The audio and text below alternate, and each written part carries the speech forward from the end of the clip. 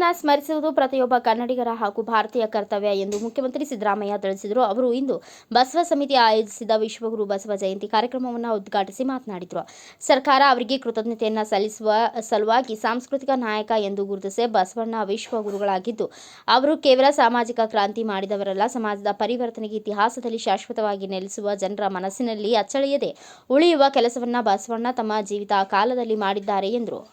ಬಸವ ಜಯಂತಿಯ ಶುಭಾಶಯ ತಿಳಿಸಿದ ಸಿಎಂ, ದೇವಸ್ಥಾನಗಳನ್ನು ನಿರಾಕರಿಸಿ ದೇವರ ಕಲ್ಪನೆಯನ್ನ ಮನುಷ್ಯನ ಶರೀರಕ್ಕೆ ಸ್ಥಳಾಂತರಗೊಳಿಸಿ ದೇಹವನ್ನೇ ದೇವಾಲಯವನ್ನಾಗಿ ಮಾಡಿದವರು ಬಸವಣ್ಣ. ಪುರೋಹಿತ ಶಾಹಿ ಕಲ್ಪಿಸಿದ ಸ್ವರ್ಗ ನರಕಾದಿ ಶೋಷಕ ತಂತ್ರಗಳನ್ನು ಧಿಕ್ಕರಿಸಿ ಅದು ಬದುಕಿನ ಮೇಲಿನ ಪ್ರೀತಿಯನ್ನ ಮೂಡಿಸಿದ, ಅನೇಕ ವೈಚಾರಿಕವಾದ ಆಚರಣೆಗಳನ್ನು ಮೂಢನಂಬಿಕೆಗಳನ್ನು ತಿರಸ್ಕರಿಸಿದ, ವೃತ್ತಿಯ ತಾರತಮ್ಯಗಳಿಗೆ ಮೇಲಿನಿಂದ ಮನುಷ್ಯನ ಸಾಮಾಜಿಕ ಅಂತಸ್ತನ್ನು ಪರಿಗಣಿಸದೆ ಕಾಯಕವೆಲ್ಲವೂ ಪೂಜ್ಯವೆಂದೇ ಸಾರಿದವರು ಬಸವಣ್ಣ ಎಂದು ತಿಳಿಸಿದರು.